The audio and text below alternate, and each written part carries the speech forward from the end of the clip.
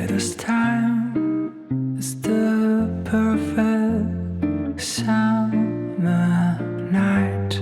Sa herë mendoj nëse do fillonte karriera ime në këto vite, vërtet do ishte një luftë shumë e madhe për të ndërtuar identitetin tënd.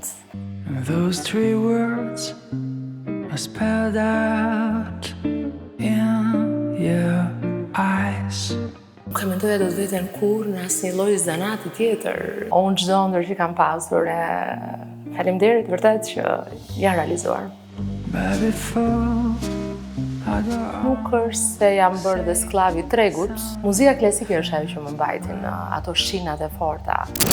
Kam arritur të bëj gjërat edhe të ndihem e kënaqur për ato çka kam kaluar deri më sot. Skena është një emocion shumë i madh, është marrësh frym, të ndihesh e gjallë, të jetosh. Qenit artist, e kam thënë të do ta them, nuk bëhesh, por lind. E jetoj adoleshencën e saj në këtë moshë, si ku po jetoj vetë, dhe më pëlqen çdo gjë. too many times before. You've been told Vikina, mirë se erdhe në revistën Bordeaux. Mirë se u gjeta dhe shumë faleminderit për ftesën. Kënaqësi. Të shohim në një formë fizike shumë të mirë. Ke një sekret, ke një rutinë të re? Shumë faleminderit që po ma vënë në dukje, sepse kur po bënim ato bisedat e para të kësaj interviste dhe po diskutonim çfarë mund të bësh për artin, për punën, për sakrificat. Kjo ishte një nga ato sakrificat që i kam thënë vetes në këtë 6 mujorin e fundit për të sjellë veten në formë, për të kthyer atë vitalitetin që mbase të kap një lloj plogështie. Me thënë drejtën Covidi na i dha një dorë shumë të fortë, edhe pse kaloi 6 vjet, por e jetuam një çik në këto vite me atë dëshpërimin e asaj çka solli ajo periudhë, kështu që ajo pesha filloi të krijohej një çik shqetësuese dhe ky ishte një 6 mujor që me thënë drejtën më ka sjell shumë energji të mirë. Kështu që faleminderit. Vikina, kur e kuptove që muzika do të ishte rruga jote? Mbase do ishte më mirë që të themi kur e kuptove që ti s'kishe rrugë tjetër përveç muzikës. E rritur mes artistësh, familja ime të dy këngëtar, prindrit, halla gjithashtu, një rreth i tërë me muzikant, arti mirëfillt. Nuk e mendoja do të veten kur në asnjë lloj zanati tjetër. Domethënë, deri vonë të më thuash të ndrosh zanatin, vërtet nuk di se çfarë mund të jetë diçka tjetër, kështu që dua të them që e kam kuptuar shumë herët që përveç muzikës, unë s'kisha asnjë rrugë tjetër që dhe faleminderit Zotit nuk jam sprovuar asnjëherë për të jetuar, si thua, ëndra të tjera dhe të kapi frika që në realizohen apo jo. Unë çdo ëndër që kam pasur faleminderit vërtet që janë realizuar. Momenti i parë në skenë që nuk do të harrosh kurrë. Shumë e vogël, shumë e vogël, 13 vjeç. Ka qenë një dalje e parë për të kënduar me një orkestrin live në ato vite kur ekzistonte vetëm festivali me playback, çdo gjë ekzistonte playback, ishte vetëm produkti i studiove muzikore në atë periudhë dhe shumë vështirë të gjeje, si thua, orkestrina edhe anën teknike për të realizuar diçka të gjallë. Dhe ka qenë vërtet 13 vjeç në drejtimin e Alexander Lalos që unë kam kënduar disa këngë të huaja. Dhe për disa netër që i këndoja live dhe që nga i moment unë nuk hoqja dorë kurrë nga muzika live. Edhe pse në një periudhë shumë të vështirë që ekzistonte vetëm playback-u, unë vazhdoja dhe kërkoja vetëm që të këndoja muzikë të gjallë. Si ka evoluar muzika jote përgjatë viteve? Në fakt nuk është se jam bërë dhe sklavi i tregut, sepse automatikisht thuash si ka evoluar dhe tregu gjatë viteve që unë kam zhvilluar karrierën time. Muzika klasike është ajo që më mbajtin ato shinat e forta, siç e tillë është, siç ata kompozitor kanë shkruar veprat e tyre dhe ti je fanatik i asaj çka është shkruar. Dhe me atë lloj disipline që unë jam rritur për të qëndruar sa më korrekt për vlerat e vendosura që janë me shekuj e shekuj të drejtuara nga shumë e shumë teatro në botë të tilla, unë e mbaja dhe familja ime insistonte shumë për këtë fakt. Më pas muzika jazz, që i qëndrova shumë fanatike dhe nuk e ndrova asnjëherë. Por lëvroja gjëra shumë të vogla, po pa dalë kur nga vetja ime, pa dalë kur nga i formati që i krijova vetes, edhe pse që ndiqja një rrugë klasike, okay, jepja një energji asaj që jo shpesh ndodhte ta kishte të tillë, siç muzika serioze e ka në një farë mënyrë, po unë mundova të jepja identitetin tim, dhe që jam munduar ta ruaj dhe ndjem e kënaqur, po dhe krenare kur njerëzit e bëjnë diferencën dhe kur vinë teatr që thonë duam të dëgjojmë ty, duam energjinë që jep ti në skenë. Do të thotë që aty personaliteti jot i vendosur ndër vite, edhe me atë korrektësinë e çfarë ajo muzikë të jep, prap ti jep, ti japësh nga vetja jote. Kështu që evolimi ka qenë brenda zhvillimit tim si artiste dhe brenda kërkesave të mia për të arritur sa më profesional identitetin tim artistik. Gjë që më vjen mirë që po e them disa herë faleminderit edhe fatit, edhe Zotit që unë kam arritur të bëj gjërat edhe ndjem e kënaqur për ato çka kam kaluar deri më sot. Çfarë të frymëzon të ngjitesh në skenë dhe të interpretosh? Skena është një emocion shumë i madh, është të marrësh frymë, të ndihesh e gjallë, të jetosh. Për mua është gjithë ekzistenca e emocioneve nga më të vogla deri tek ato të mëdhat. Jeta të rrethon me shumë dashuri, patjetër, dhe kam marrë dashurinë e plot nga familja që kam pas dhe që kam, ajo që kam krijuar e re, por skena më jep vërtet ato oksigjen që çdo artist mbase kërkon, dhe prandaj në shumicën e rasteve ndihet shumë e fortë fakti kur artisti nuk e merr mbase siç e ka marrë gjatë gjithë kohës së vet, gjatë gjithë rinisë vet, gjatë gjithë energjisë, atë sepse është vërtet ekzistenca e qenies së tij. Kjo është një nga sakrificat më të mëdha që artisti bën. Zhvillohet për të bërë atë jetë në skenë, dhe ajo është shtëpia e tij. Të emocionon publiku apo duartrokitjet të janë bërë rutinë tashmë? Asnjëherë nuk quhen rutinë, kur publiku është një emocion vete. Energjinë e publikut unë ndjej sa futëm në skenë, sa vë ato hapin e parë, sikur 800, 1000, 1500, 20, 80, është vetëm ai momenti që ty në skenë dhe ndjen të gjithë të energjinë, janë sytë që të shohin ty, janë ato duartrokitjet që të presin pa filluar performanca jote. Ajo është gjithmonë një emocion që unë them nuk krahasohet me asnjë gjë dhe nuk shkëmbehet me asgjë. Energjia që ti merr nga asaj sa zemra dhe sy që të shohin dhe të ndjejnë ty dhe të ndjejnë artin tënd. A ka një moment në karrierën tënde që të ka dhënë një shtysë të madhe? Në karrierën time, shtysë të madhe, pa diskutim që nuk ka qenë një, ka qenë disa, dhe për gjërat që kam arritur, dhe për gjithmonë e etur për gjërat të reja, edhe për muzikën, edhe për operan, edhe për autorët që prekja, dhe gjithmonë fantazia për të sjellë në forma të ndryshme. Sot e kësaj dite që flasim, një performancë që më duhet të realizoj në fund të prillit, që është një gjë shumë e bukur. Unë e realizova në Francë në janar, e sjell për publikun shqiptar, është një mesh tango e padëgjuar për audiencën tonë, ndërkohë është një mesh që është ndërtuar në ritmet e tangos.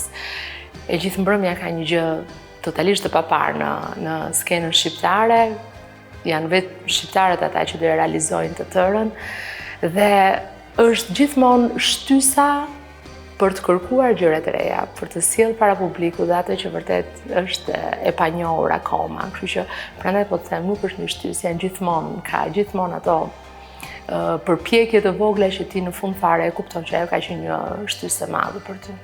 Sa e vështirë sot për një artist që të ruaj identitetin e tij në muzikë? Në kohën e ajit, shumë e vështirë është, shumë e vështirë, sepse është për qeshur dhe për qarë.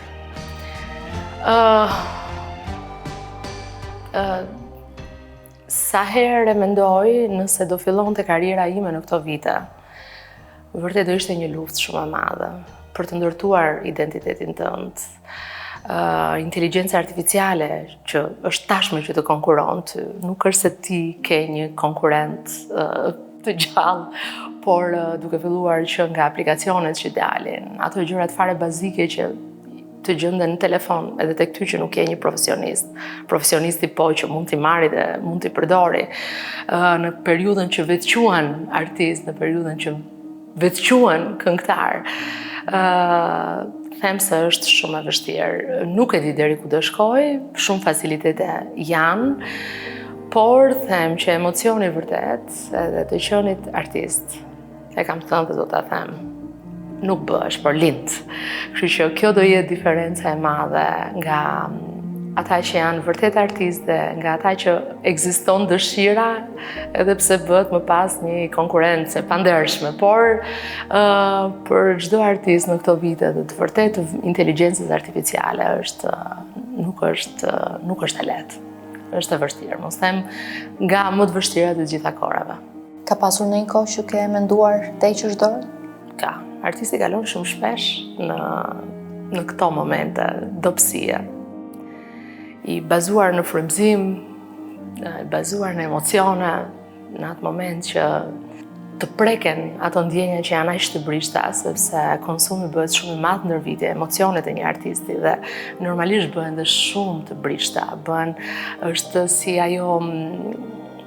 ato telat e një violine që kur përdoren shumë është ai meraku që mbase me një diçka të tepruar dhe mund të kputen sepse ka një konsum akoma dhe më të madh. Kështu që emocioni është i tillë për artistën dhe ndodh. Do të gënjeja të thojë që s'ka ndodhur, po ka ndodhur, që do ndodhi prap, që ti thua, okay, do ta lë.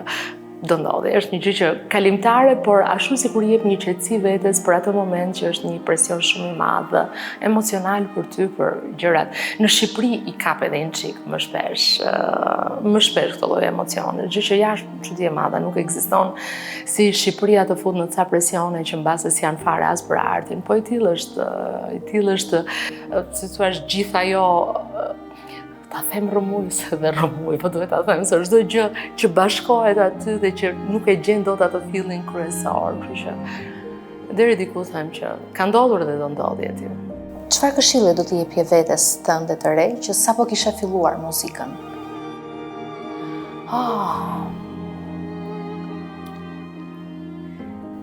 Të them akoma më shumë kërkuese, po, sepse them në atë moshë, po të kisha kërkuar më shumë, do realizoja edhe më tepër.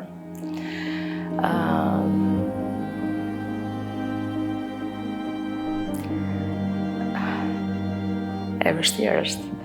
E vështirë sepse, domethënë, sa herë them nuk jam pishman për asgjë, nganjëherë them kam pas mundësi dhe për më tepër, për të realizuar vetë vikena.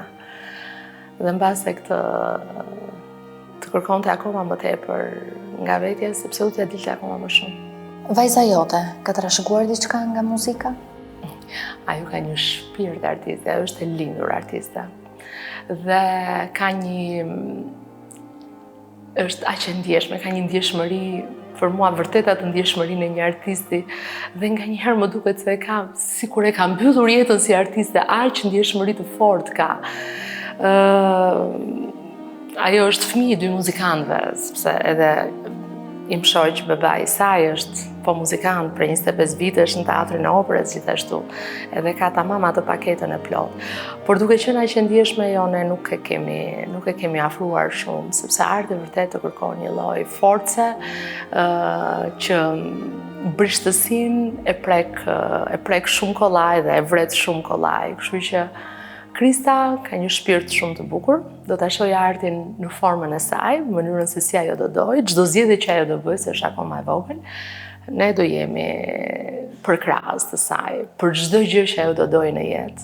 Dhe kjo është vazhdimi i jetës tonë, edhe pse mbasës mund të jetë në skenë apo me muzikën, por kuptimin e vërtet do ketë aty kur ne jemi suporti më i rëndësishëm për vajzën tonë, për të vazhduar ajo çka do doj në jetë, që të shijoj dhe vërtet të gjej pasionet e saj. Ne jemi shumë që të përkrahim pafund pasionet, që t'i mbushin asaj shpirtin. Cili është raporti yt me të tani që është në adoleshencë? Jemi shoqe, edhe jam shumë e lumtur që e them këtë fjali. Ka ardhur ky momenti, domethënë, që të flasim bashkë, jemi përballë njëra tjetrës, të flasim për shumë gjëra. Ndihem kaq me fat ndonjëherë se ndonjëherë bëhesha xheloze për Erikun, se siç e ka vajza me babain, që kanë marrëdhënien e tyre. Edhe tha, sa të bukur e kanë këtë marrëdhënie këta që e gjejnë, jo, tani është momenti që shumë gjëra i flet me mua dhe më thotë, dëgjoj se papi, nuk duhet ta dëgjoj këtë dhe jam kaq e lumtur që kemi sekretet tona. Dhe është shumë e bukur tamam si ato shoqet që kanë ato sekretet e tyre dhe po jetoj shumë mirë këtë fazë, është një fazë shumë e bukur. Çfarë të pëlqen nga adoleshenca e saj që ty të ka munguar dhe çfarë nuk të pëlqen? Çfarë nuk më pëlqen? Me thënë të drejtën do doja ta nisja nga çfarë nuk më pëlqen, sepse e jetoj adoleshencën e saj në këtë moshë, si ku po jetoj vetë, dhe më pëlqen çdo gjë. Sepse më pëlqen liria që ka, qetësia për të realizuar gjërat e veta dhe për më tepër, ashtu siç ne po mundohemi shumë të arrisim me shumë vetbesim. Dhe them se këtu ja kemi dalë, edhe pse ajo është një fëmijë genetikisht, sado që ne i japim forcën për të besuar sa më shumë tek vetja e saj dhe për realizimin e dëshirave, ëndrave e tjerë, ajo prapë është dhe me këmbë në tokë dhe është genetikisht kështu. Kështu që jam kaq e lumtur për balancën që ajo e gjen vetë, pa ja kërkuar unë, kështu që vërtet jam një prind që po e jetoj me vërtet me vështirësitë që ka adoleshenca, se nuk mund të them që të paktën memorien e kemi deri në këtë pikë, por them që do t'ja dalim edhe do t'ja dalim më së miri. Jam shumë e lumtur për vajzën që kam. Vikina, ke një ëndër të madhe artistike që nuk e ke realizuar? Sërse, çfarë ëndrash kam pasur e kam realizuar? Të madhe, ato të mëdha kërkojnë sakrifica shumë të mëdha, ju se unë si kam bërë dhe s'kam dashur t'i bëj. Por kam realizuar ato që vërtet kam ëndëruar. Sa vetë më thonë, po koncertet në stadium jam absolutisht jo. Mbasi nga njerë më duken një qikë. Më të mëdha se ç'duhet me atë çka emocion që unë dua të përjetoj. Mua më pëlqen shumë që të kem publikun, ta ndjej, ta kem afër, ta shijoj. Dhe jam një nga artistët e skenës që e jetoj publikun vërtet gjallë, emocionin e jetoj direkt. Kështu që them kjo është një nga ëndrat që vazhdoj dhe jetoj edhe jam shumë e kënaqur për këtë fakt. Vikina, faleminderit. Faleminderit shumë për intervistën, për ftesën dhe e kaq e bukur. Faleminderit.